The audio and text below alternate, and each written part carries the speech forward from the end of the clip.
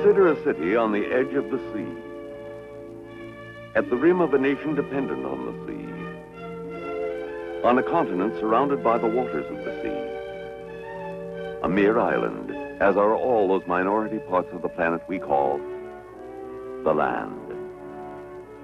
From here, at nation's end, see the unending sea as a kind of symbolic road to distant responsibilities, distant friends and enemies, resources we must have to survive, let alone prosper.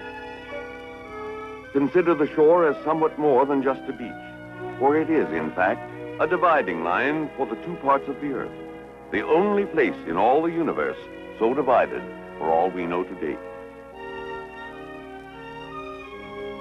Talk no more of 7 seas, but of one sea, indivisible, this single sea that rings the planet, that covers our world from northern ice to southern ice.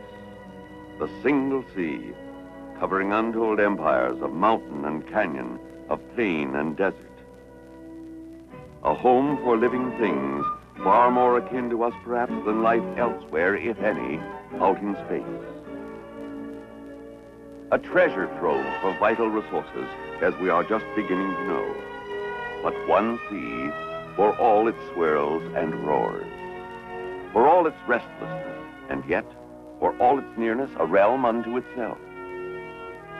Float over it, fly over it, move within it, wrapped in your old familiar atmosphere. Enjoy the hobbies, the sports, the diversions of it all. But before the immensity and the wonder of the sea, before all that it is that we do not know, we have but dipped our toes.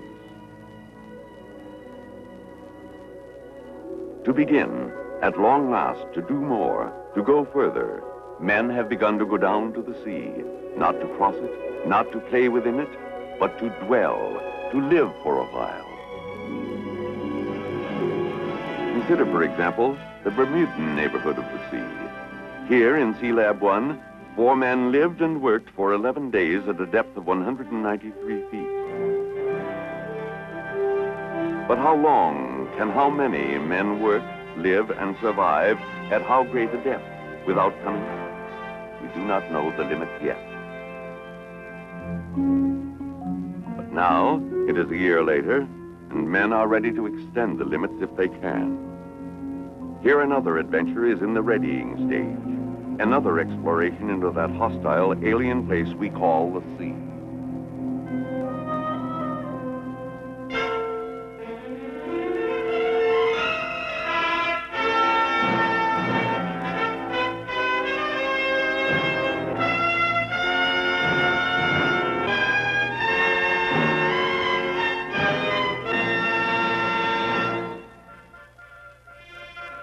Here, within the sovereign waters of our America, the political frontier is but 3 miles from the shore.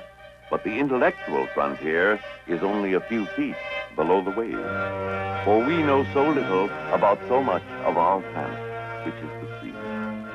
This unknown empire that begins before our very eyes on every shore.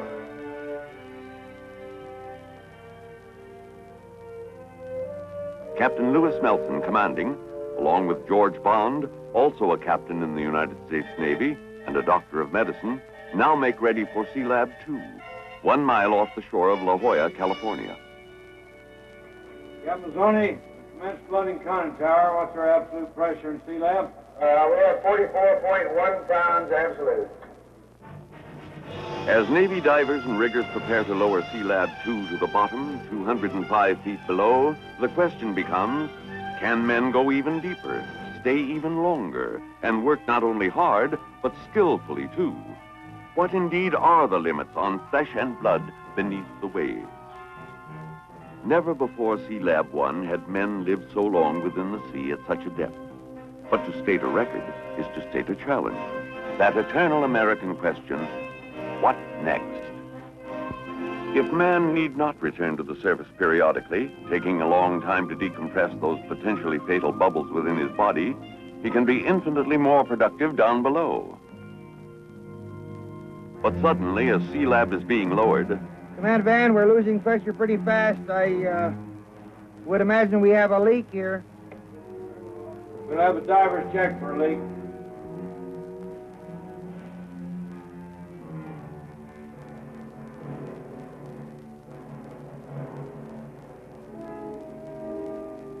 This was an unconventional kind of leak where the helium atmosphere inside the SEALAB was being forced by its own pressure to escape.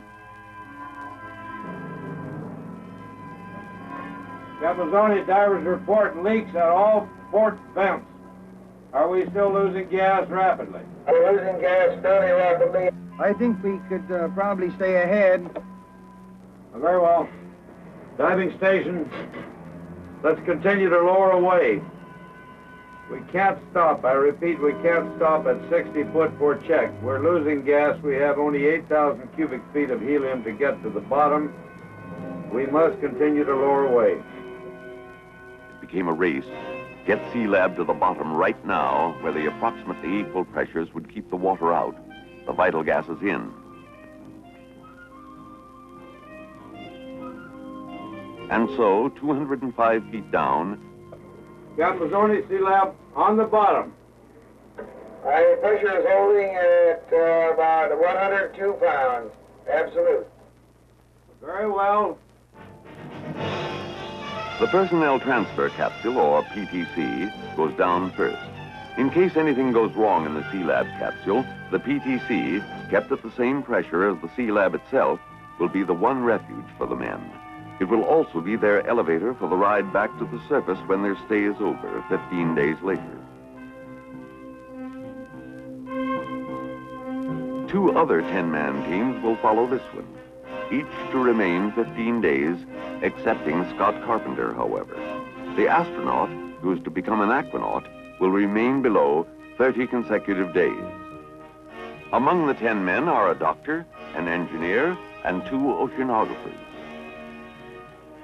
Master Diver Price and Captain Walter Mazzoni, in charge of physiological and atmospheric control, witness the departure.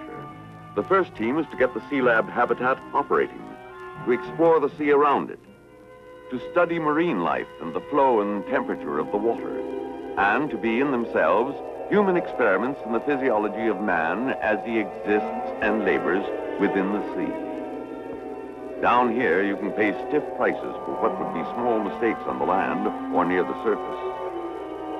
While Wilbur Eaton rigged a lifeline to a SEALAB, Commander Scott Carpenter, the team leader, enters through an open interface of water, held at bay by the equal pressures within the capsule. Diving station, aquanauts Carpenter and Eaton have entered SEALAB II. Aye, Command Van. The second aquanauts are getting dressed and will be ready in about 5 minutes. And so, toward the end of August, the 45-day SEALAB II experiment begins. The men go down into an opaque and murky bit of the ocean, far more typical of the ocean as a whole than those crystalline, technicolored deeps off Bermuda. Down they go, accompanied always, never alone. In deep-sea diving, you owe your life, sooner or later, to the buddy system. Inside SEALAB, you begin your life as an alien to this realm by breathing an atmosphere of 80% helium, 16% nitrogen, and only 4% oxygen. For ordinary air would be a deadly gas mixture at these pressures of 100 pounds per square inch, 7 times those of sea level. It is almost as if you were on another planet, though you are within the territorial waters of the United States. Aquanaut Carpenter exchanges greetings with astronaut Gordon Cooper, orbiting the Earth in Gemini 5. History's first chat between the bottom of the sea and outer space. Hello, SEALAB. Good, how you doing, Scott? There's an airplane down there. I got you, Pluto. You almost didn't do this time. We just got down this afternoon, and we're glad we got a chance to tell you what we. Imagine now the routine of 45 days beneath the sea, exploring the cold depths where water temperatures range between 48 and 52 degrees, setting out lines to the underwater weather station, mapping the sea bottom, even taking a census of the fish, a kind of sample inventory of a future food supply for the proliferating human race. This offshore region of the ocean is known as the continental shelf, which hugs all the continents, an explorable realm 3 times the size of the United States for seafood and minerals.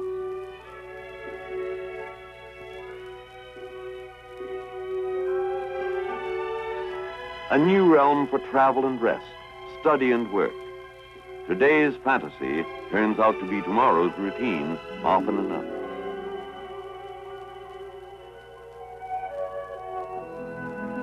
Already, if you take the fisheye view, the interlopers are making themselves at home. What is physiological normalcy at 7 times the pressure of the land, breathing a strange gas mixture day after day? Dr. Sonnenberg, medico in residence, attending. Topside, Captains Bond and Mazzoni decide to have a look-see at their charges 205 feet down. Since they will be down only a short time, they will get off easy on the decompressing, stopping every few feet on the way back up in the diving bell. A very cold 73 minutes coming up, for the scant 13 minutes they are allowed on the bottom. It turns out that Captains Bond and Mazzoni intend to witness the re-enlistment swearing-in ceremony of Aquanaut Kaufman, proving that officers will sink to any depths to hold on to a good man. If you are a marine biologist, can you imagine a more ideal aquarium than the sea itself, to which you, too, at least for a while, belong?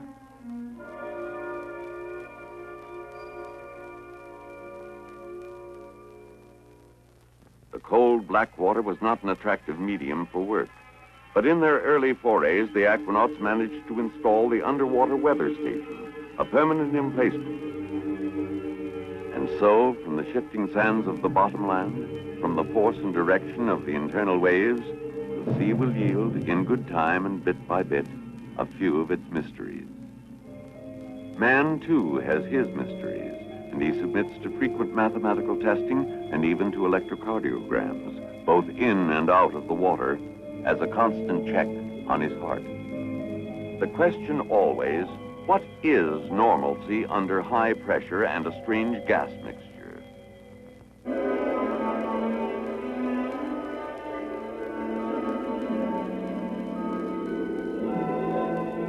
Food, supplies, mail, and newspapers come to you via United States Navy pressure pot, an exclusive service others may imitate, but never quite duplicate. Happy birthday, Dr. Sonnenberg, but it was your loving wife who was responsible, not the United States Navy pressure pot express service. Anyhow, you can't strike a match in a helium atmosphere. There just isn't enough oxygen to make it burn. A good place to kick the smoking habit. Whenever you exit for a look-see, bear in mind the SEALAB habitat is your compulsory home. You cannot just rise to the surface, emergency or not. Rapid decompression would kill you, and you must take care not to get lost in the dark waters. Among the hazards of the deep are the scorpion fish. The first aquanaut to be stung by one was Carpenter, who was hit on the right index finger, causing his arm to swell all the way up to the elbow. The pain was sharp and intense, but no matter how serious the wound, even if it were potentially fatal, you do not return to the surface. You are now an inhabitant of the sea until you decompress for 30 hours or more. Under Dr. Bond's topside instructions, Dr. Sonnenberg treated the wound, aided by special drugs stocked right in the SEALAB.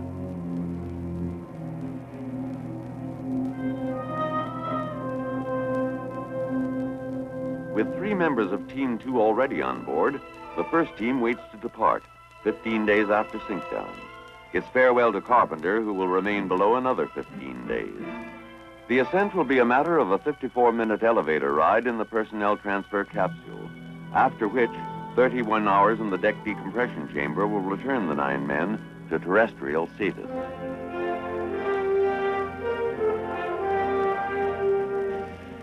You keep in touch with Topside by electrowriter, and Topside keeps an eye on you, Big Brother-like, with its one-way television monitor, while the rest of Team 2 makes its way down what one of them called the longest 200 feet in the world.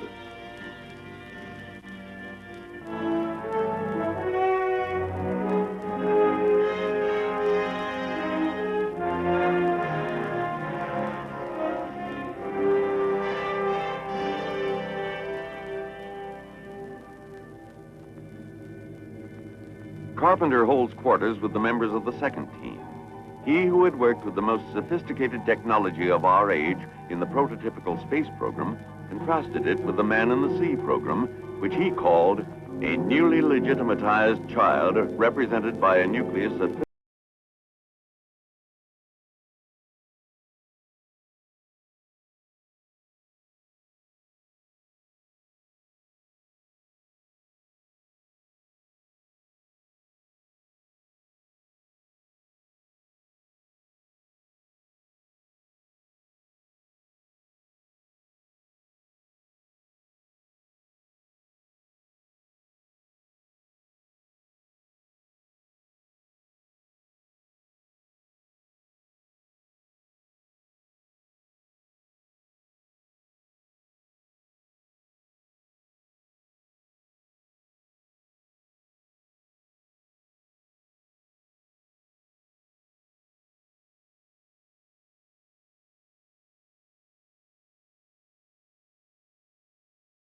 a certain gladness to be home again. Home, sweet helium breathing, crowded, celibate, teetotaling home, with its constant tests and measurements and checks. Relieved now and then by Papa Topside's folk symphony.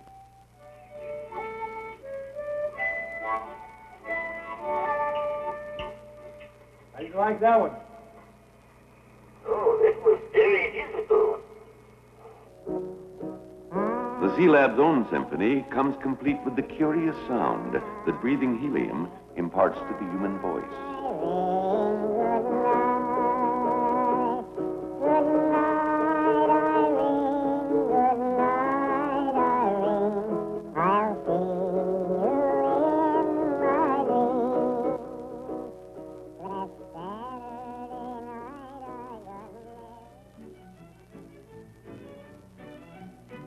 Into this ocean realm of mountains and canyons, plains and plateaux, who will play the role of St. Bernard dog to aid those in distress?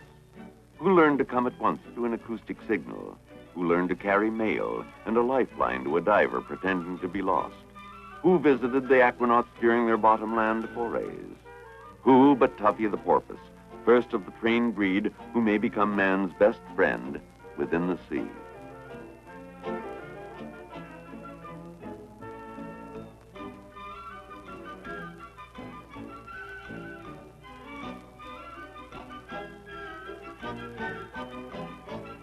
Sunday was normally a day of comparative rest, a day made more meaningful by the SEALAB prayer.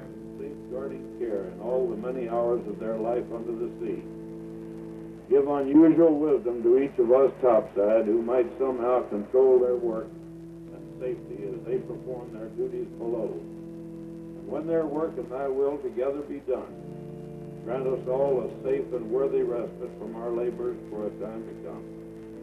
We ask all of this in the name of Jesus Christ our Lord.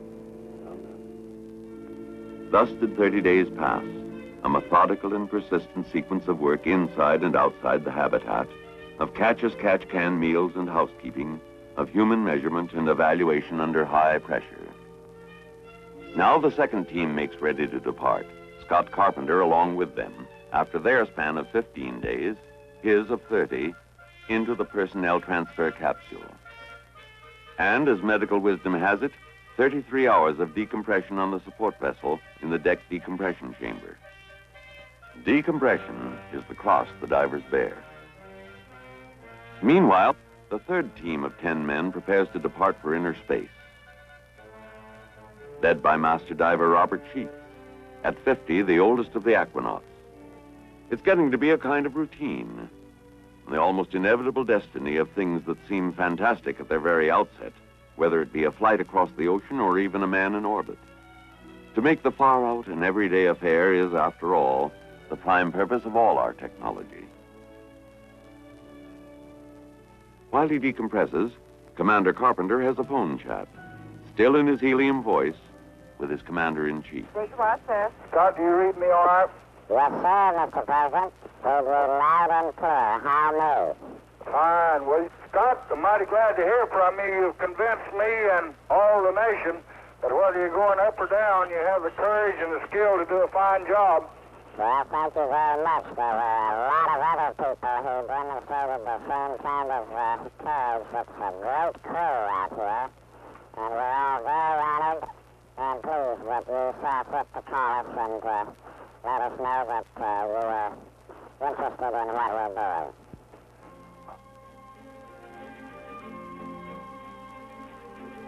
Then comes that happy moment when you become, except for your memories, like other men again, breathing the natural atmosphere of Mother Earth.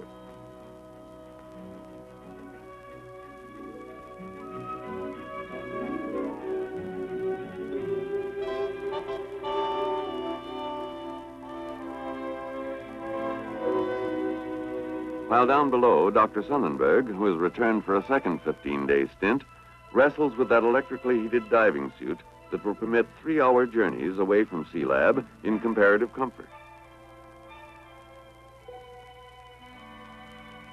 The prime objective of the third team was to try new underwater salvage techniques. Using a special foam, they raised barrels and an aircraft hulk from the bottom. With special torque-free tools, working on the explosive principle, they attached plates and lifting surfaces to part of a submarine hull. Older tools like the spear and the fishhook can be very useful too. You may not like sashimi, that Japanese delicacy roughly translated as raw fish, but frying is verboten down here. Hydrocarbon smoke doesn't mix well with helium in a delicate man-made atmosphere. This team and Team 2 made excursion dives to the rim of the underwater canyon, 266 feet below the surface. Master Diver Sheets, however, went with another man to the 300-foot mark, followed thereafter by other members of the team. Afterward, they dined on plankton, that floating microscopic life of the sea, saying it tasted like nuts. But always, you dive with another man not far away. The brief history of deep diving has proved time after time that the best of divers needs help desperately sooner or later. Equipment can fail, and men can go astray in this pathless world.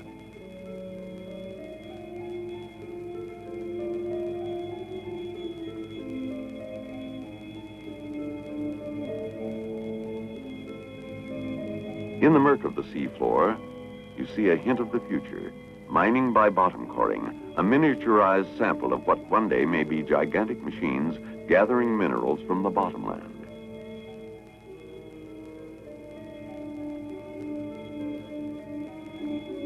Work to be done, where existence alone is a kind of triumph. Where the aquanauts discovered you could make brief dives 100 feet lower than SEALAB and return to it without decompressing. This in itself is a bonus from nature.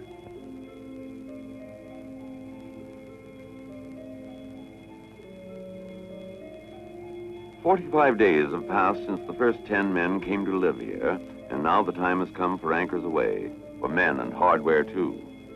And the last swim toward the PTC elevator for the men of SEALAB II. Command van, the aquanauts report the lower hatch has been shut and dogged. They are standing by, ready to come up. Very well.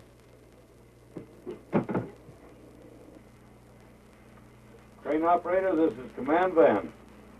PTC is ready for liftoff. Lift away.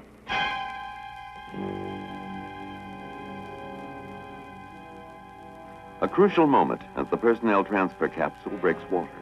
It contains 10 men still under sea bottom pressure who must decompress slowly or die.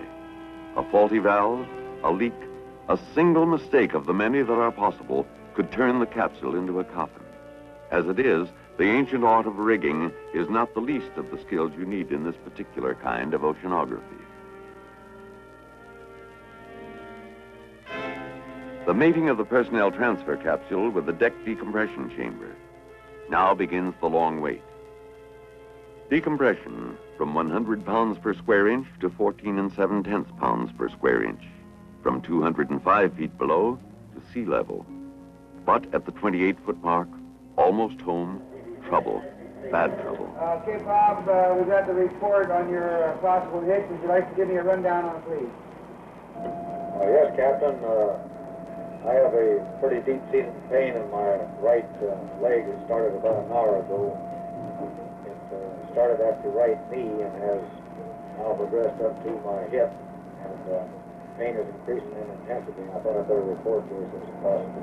Yeah. Okay, wait one. Let me check here, Ralph. I think we better hold at 26 feet.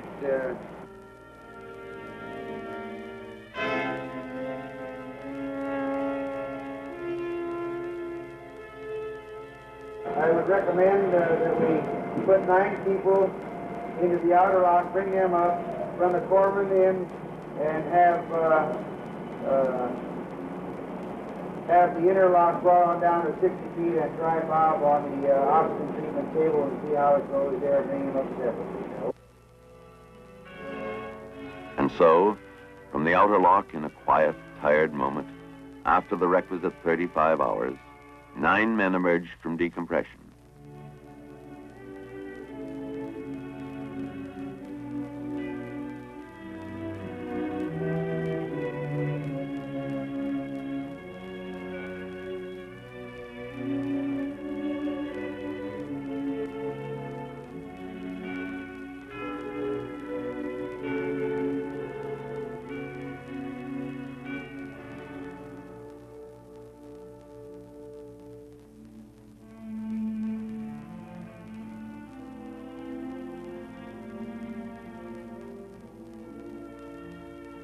It was not until more than 12 hours later that Bob Sheets emerged, free of pain and in good shape. Even the home away from home, a shell empty of men, is once more upon the surface, floatable elsewhere for another chapter in this ongoing adventure of man within the sea. Perhaps we shall see her again as SEALAB III. The commendations of today, the just pride for work well done, set the stage for the eternal question of all adventure: where do we go from here? Perhaps we will routinely send men to 800 feet soon, to 1,700 and more feet within some years, to live, to work, to study.